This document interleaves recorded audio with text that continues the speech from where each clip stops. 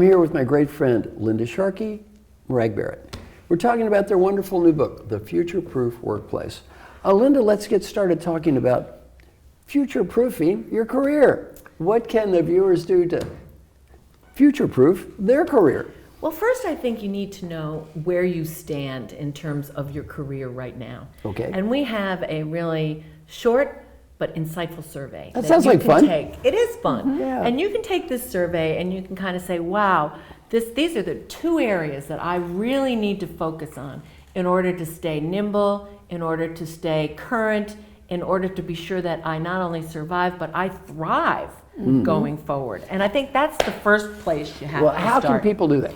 It's on our website, www.futureproofworkplace. You can take the survey there. Great. And it will automatically spit out some results for you. And, Great. you know, again, you talk about coaching. We're happy to talk to you about it and give you ideas, thoughts, work with you around our experience and what you can do to close the gaps. Well, the survey certainly augments the book, and it can help answer where do I start.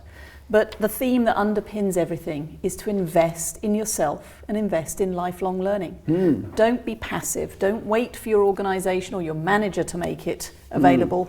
This is something that you need to own so that you can adapt and be nimble to the changing circumstances and the future-proof workplace.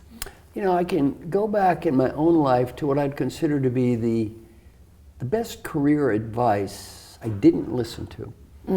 I met Dr. Paul Hersey, who was my mentor many years ago, who was kind enough to let me follow him around. And one day he got double booked. He said, "Can you do what I do?" I said, "I don't know." He said, "I'll pay $1,000 for a day." I was making $15,000 a year. It was 40 years ago, I was 28. I said, I'll try. Well, the good news, I was very successful.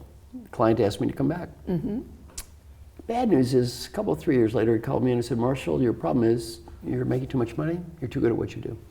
You're running around like a hamster in a cage. You're doing the same day over and over again, and you're really not investing in your long-term future." Very consistent with the advice in the book, only the time frames now are so condensed. It is very hard for people not to fall into what I call the comfort trap. Yeah.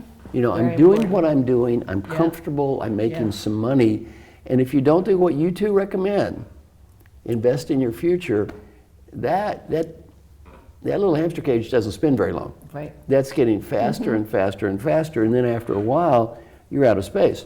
Very hard for people who are comfortable to do exactly what you're talking to. And if I had to live my life over, that's the one change I would make. I love the way you reinforce that in the book.